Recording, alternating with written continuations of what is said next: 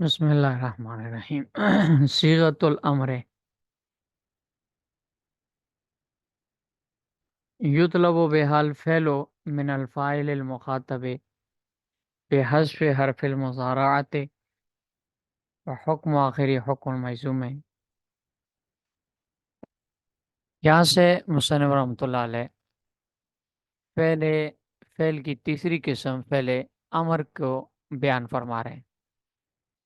فعل امر کی تعریف کی ہے کہ امر وہ صیغہ ہے یطلب بها الفعل من الفاعل المخاطب بحذف من الفاعل المخاطب، یہاں تک امر کی تعریف ہے۔ فعل امر وہ فعل ہے جس کے ذریعے فاعل مخاطب سے کسی کام کے کرنے کا مطالبہ کیا جائے، اور آگے بحذف حرف المضارعۃ یہ، اور فَإِنْ كَانَ بَعْدَهُ سَاكِنٌ، یہاں تک یہ آگے یہ امر بنانے کا طریقہ ہے کہ امر بنانے کے لیے امر فعل مضارع کے صیغوں سے بنایا جاتا ہے۔ امر سے مراد امر حاضر ہے، اچھا، اس لیے فاعل کے ساتھ مخاطب کی قید لگائیے، تو امر حاضر کو فعل مضارع کے حاضر کے صیغوں سے بناتے ہیں، اور اس کا طریقہ یہ ہوتا ہے کہ بحذف حرف المضارعات ہے، حرف مضارعات یعنی تا کو حذف کریں گے، اس کے بعد فَإِنْ كَانَ بَعْدَهُ سَاكِنٌ، اگر تا کو حذف کرنے کے بعد اگلا حرف جو فا کلمہ کہلاتا ہے وہ ساکن ہوا، وَلَيْسَ بِرُبَاعٍ، اور ربائی بھی نہیں ہے، ربائی سے مراد چار حرف والی ماضی، ربائی اصطلاحی مراد نہیں ہے جیسے ثلاثی ربائی ہوتا ہے، بلکہ ربائی سے مراد ہے وہ فعل جس کی ماضی میں چار حرف نہ ہو، تو اگر وہ ساکن ہے اس کے بعد اور اس کا ماضی چار حرفی نہیں ہے تو پھر شروع میں حمزہ وصلی لے کر آئیں گے، ضد حمزہ الوصل، حمزہ وصلی لائی جائے گی، اور وہ حمزہ وصلی حرکت کے اعتبار سے عین کلمے کے تابع ہوگی۔ اگر مضارع کا عین کلمہ مضموم ہے تو حمزہ وصلی بھی مضموم آئے گی، مضمومتن ان کان بعدہ ضمتن، حمزہ وصلی مضموم آئے گی اگر فا کلمے کے بعد اگلے جو حرف ہے یعنی عین کلمہ اس کے اوپر ضمہ ہو تو، جیسے تنصرو سے انصر، وہ مکسورتن فیما سوا ہو، اور اگر فا کلمے کے بعد اگلے حرف یعنی عین کلمہ میں کسرہ یا فتح ہو، کسرہ کی مثال جیسے ضربہ یضرب، یضرب ہے، اور فتح کی مثال علمہ یعلم، اور فتح یفتح ہو، تو پھر حمزہ وصلی مکسور آئے گی، جیسے تعلم سے علم، تفتح سے افتح، تضرب سے اضرب۔ مثلو اقتل یہ مضمومتن کی مثال ہے، اضرب اور علم یہ مکسورتن کی مثال ہے۔ یہ وَإِنْ كَانَ رُبَاعِيًّا، اور اگر وہ حمزہ وصلی یہ حرف مضارعت حذف کرنے کے بعد اگلا حرف ساکن ہو، اصلاً ساکن ہو، اور ہو وہ ایسا فعل کہ جس کے ماضی چار حرفی ہو، نیچے لکھے ایزا اربعۃ احرف، جس کی ماضی میں چار حرف ہوں، تو امر بناتے وقت شروع میں جو حمزہ آئے گی وہ مفتوحۃ مقطوعۃ، تو وہ مفتوح بھی ہوگی مکسور نہیں ہوگی، مفتوح بھی ہوگی، اور حمزہ ہو بھی حمزہ قطعی ہوگی، وصلی نہیں ہوگی، اس لیے کہ یہ باب فعال کی حمزہ ہے۔ ایسا باب فعال میں ہوتا ہے کہ حرف مضارعت حذف کرنے کے بعد اگلا حرف ساکن ہو اور ماضی میں چار حرف ہوں، تو یہ باب فعال میں ہوتا ہے، لہذا اس کے بعد آگے جو آئے گی وہ امر بناتے ہوئے حمزہ، تو وہ حمزہ امر کا حمزہ نہیں ہوگا بلکہ باب کا اپنا حمزہ ہے، جیسے اکرم سے یکرم سے تکرم سے اکرم آئے گا۔ یہ فعل مضارع یہ امر بنانے کا قاعدہ ہے۔ اب آپ اوپر آپ دیکھیں بحکم آخری، یہ بحذف، یہاں تک تو امر کی تعریف ہے، بحذف حرف المضارعات، اور اس کے بعد فین کانا یہاں سے لے کر ہے یہاں تک امر بنانے کا قاعدہ ہے۔ آگے یہ جو درمیان میں عبارت ہے یہ حکم آخری حکم المجزوم ہے، اس عبارت میں مصنف رحمۃ اللہ علیہ نے اصل میں کوفیوں کے مسلک کا رد کیے. وہ یہ کہ امر کے آخر میں جزم آتی ہے، یہ جزم کس چیز کی ہے؟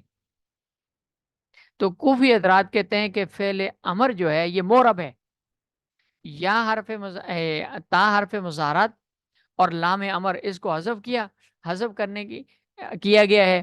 تو یہ جو جزم ہے یہ اصل میں لام امر کی وجہ سے ہے. جس طرح مضارع میں لم جازمہ داخل کیا تو مجزوم ہو جاتا ہے، یہاں لام امر داخل کرنے کی وجہ سے مجزوم تھا، لیکن لام امر کو حذف کر دیا، حرف مضارعت کو بھی حذف کر دیا، تو یہ جزم اسی کی وجہ سے.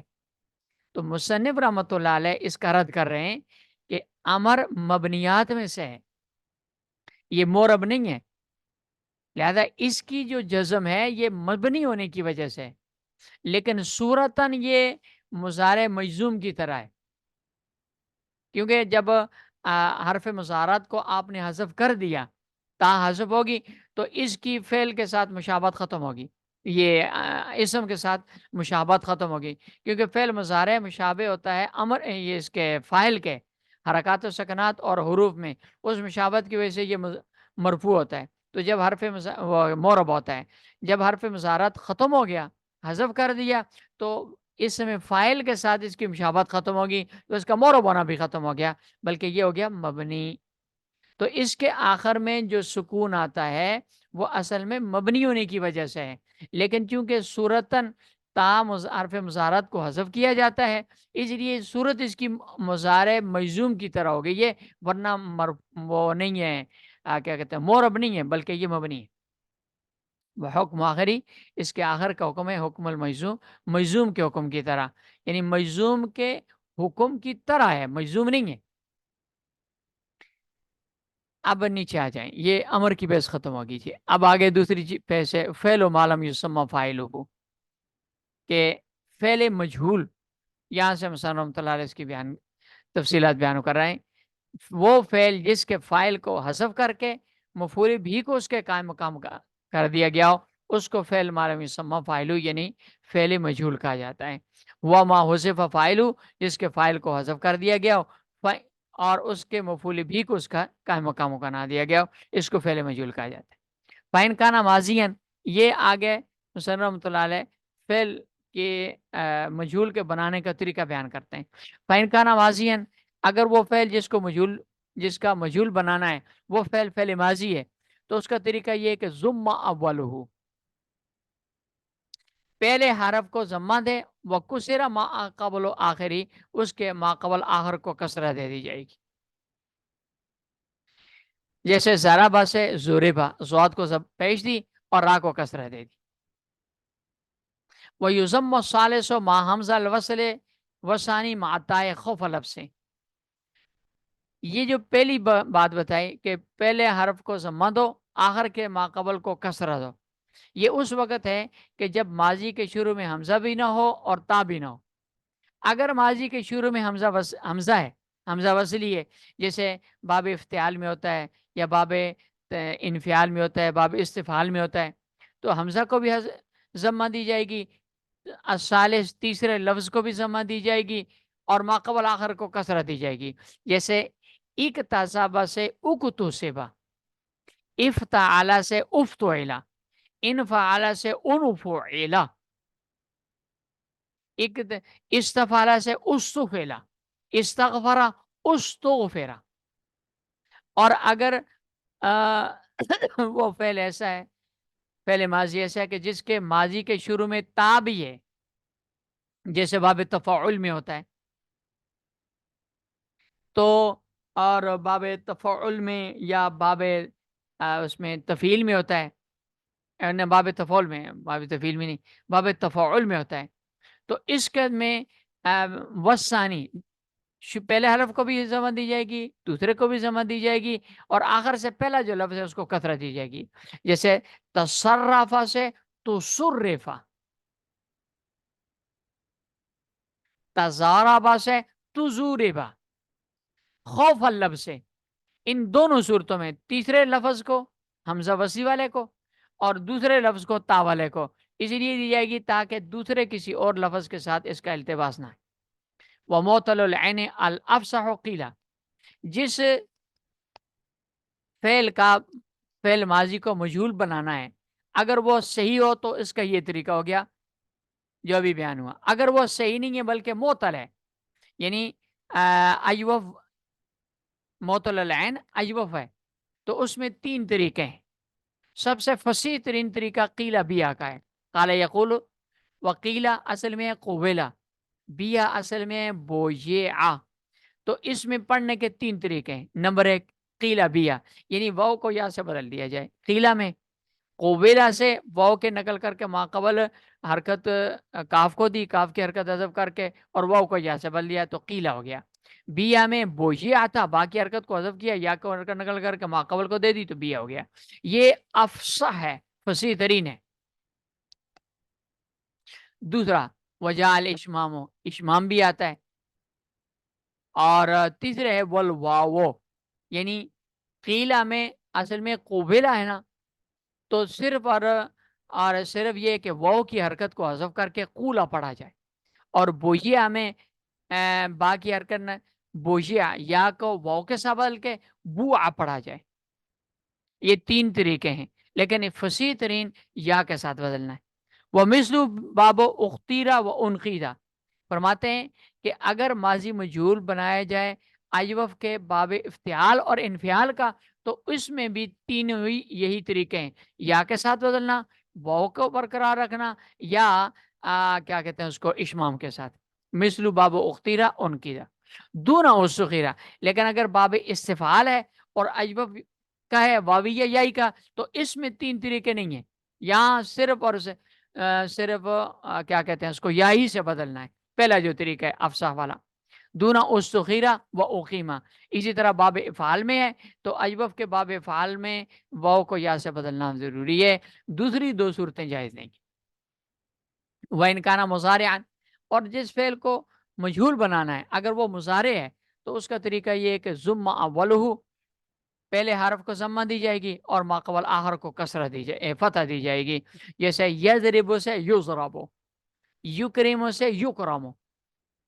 وموت العین ینقلب فی العین الفا، اگر ایوف ہے مضارع کا تو پھر اس میں نقل حرکت کے بعد واو کو اور یا کو الف سے بھی بدلا جائے گا. جیسے یقولو سے یقولو تھا، یقالو اصل میں یقولو تھا، واو کی حرکت نقل کر کے ماقبل دے کر واو کو الف سے بدل دیا. یباو اصل میں یب یا او تھا، یا کی حرکت نقل کر کے با کو دے کر یا کو الف سے بدل دیا. وہ موت العین، اور موت العین یعنی ایوب ینقلب فی العین الفا، اس میں عین کلمہ نقل حرکت کے بعد الف سے بدل دیا جائے گا. المتعدی وغیر المتعدی، یہ یہاں سے مصنف رحمۃ اللہ علیہ فعل کی لازم اور متعدی ہونے کے اعتبار سے دو قسمیں بیان فرما رہے ہیں کہ فعل کی دو قسمیں، فعل لازم اور فعل متعدی.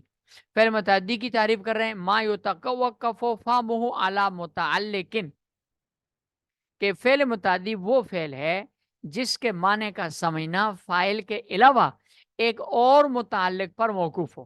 جیسے ضرب ہے، اب اس کا سمجھنا ضارب مارنے والا فاعل اور مضروب جس کو مارا جاتا ہے اس پر موقوف ہے. ضربہ زیدن عمران بکران شریفان. وغیر المتعدی بخلافی، اور غیر متعدی یعنی فعل لازم وہ ہوتا ہے جو اس کے برخلاف ہو، یعنی جس کے معنی کا سمجھنا فاعل کے علاوہ کسی تیسرے متعلق پر موقوف نہ ہو، بلکہ فاعل پر موقوف بات پوری ہو جاتی ہو، سمجھنے میں آ جاتی ہو، مفعول کی ضرورت اس کو نہ ہو. جیسے قعدہ یقعدو، ناما یا نامو، تو ناما طفلو بچہ سو گیا، اب اس کو مفعول کی ضرورت نہیں ہے. قعدہ زید، زید بیٹھ گیا، مفعول کی ضرورت نہیں ہے. والمتعدی یکون الی واحد، آگے مصنف فرماتے ہیں کہ متعدی کی، فعل متعدی کی تین قسمیں. نمبر ایک، وہ فعل متعدی جو ایک مفعول کی طرف متعدی ہوتا ہے، جیسے ضربہ ہے، ضربہ زید عمران.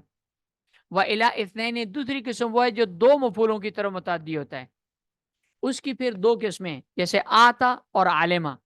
آتا سے مراد وہ فعل ہے جو دو مفعولوں کی طرف متعدی ہو اور اس میں دوسرا مفعول پہلے مفعول کا عین ہو، یہ غیر ہو. جیسے آتا زیدن درامن، زید نے عمر کو، آتا زیدن بکرن درامن، زید نے بکر کو درم دیا. تو یہاں درامن اور زیدن بکرن یہ دو الگ الگ ہیں. آتئی تو زیدن درامن یہ دونوں الگ الگ ہیں.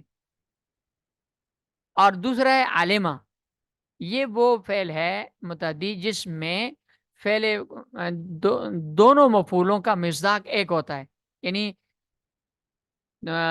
فعل ثانی اور فعل اول دونوں ایک ہی طرح کے ہوتے ہیں، دونوں کا مصداق ایک ہوتا ہے، الفاظ دونوں کے الگ الگ ہوتے ہیں. جیسے عالم تو زیدن فاضلن، اب یہاں پر زیدن اور فاضلن دونوں کا ایک ہی معنی ہے. عالم تو زیدن قائمن، زید اور قائم دونوں ایک ہی ہیں، الفاظ الگ الگ ہیں. میں نے زید کو کھڑا ہوا سمجھا، تو یہ ٹھیک، اس میں زید اور قائم دونوں کے الفاظ الگ الگ ہیں، لیکن جو زید ہے وہی قائم ہے، جو قائم ہے وہی زید ہے. وَإِلَىٰ ثَلَاثَةٍ، اور تیسری قسم وہ ہے جو تین مفعولوں کی طرف متعدی ہوتے ہیں، اور وہ یہ الفاظ ہیں: عالمہ، عالمو، ارا، انبا، نبا، اخبرا، خبرا، حدثا، یہ افعال ہیں جو تین مفعولوں کی طرف متعدی ہوتے ہیں. اصل میں ان میں سے صرف بنیادی جو فعل ہیں نا وہ صرف پہلے دو ہیں، یعنی یہ عالمہ اور ارا یہ بنیادی فعل ہیں. یہ چونکہ دونوں دو مفعولوں کی طرف متعدی ہونے والے ہیں تو ان کو باب فعال پر لے گئے، تو تیسرا مفعول باب فعال والا اس میں شامل ہو گیا، تو تین مفعول ہو گئے اس اعتبار سے. وہاں بھی معمول حل اولوں کا مفعول آتا تو فرماتے ہیں کہ جو تین مفعولوں کی طرف متعدی ہونے والے فعل ہیں ان کا مفعول اول وہ ایسا ہی ہے جیسے آتے تو کا مفعول ہے. آتا زیدن درمن، آتا اس میں آتے تو زیدن درمن، اس میں ایک مفعول کو حذف کر کے دوسرے پر اکتفا جائز ہے. صرف کہیں آتے تو زیدن تو بھی ٹھیک ہے، آتے تو درمن تو بھی ٹھیک ہے. لہذا ان کے پہلے مفعول کو حذف کر کے دوسرے دو کو ذکر کرنا تو بھی ٹھیک ہے، تینوں کو ذکر کریں. عالم تو زیدن عمرن فاضلن یہ بھی ٹھیک ہے، تینوں کو ذکر کریں، پہلے کو حذف کریں زیدن کو، اور عالم تو عمرن فاضلن تو بھی ٹھیک ہے. وسانی وسالے کا مفعول عالم تو دوسرا اور تیسرا جو مفعول ہے وہ عالمہ کے مفعولوں کی طرح ہے، یعنی ایک کو حذف کر کے دوسرے کو پر اکتفا کرنا جائز نہیں ہے. عالم تو زیدن عمرن فاضلن، عمرن فاضلن میں سے عمرن کو حذف کر کے فاضلن ذکر کرنا، عالم تو زیدن فاضلن یہ بھی جائز نہیں، اور فاضلن کو حذف کر کے عمرن کو ذکر کر کے عالم تو زیدن عمرن یہ بھی جائز نہیں ہے کہنا، بلکہ یا تو دونوں کو ذکر کیا جائے گا یا دونوں کو حذف کر دیا جائے. وسانی وسالس کا مفعول ہے عالم تو، تیسرا اور چوتھا یہ عالم تو کے مفعول کی طرح ہے. چلیں یہ ہو گیا تین باتیں آگے افعال قلوب کا انشاءاللہ کل پڑھیں.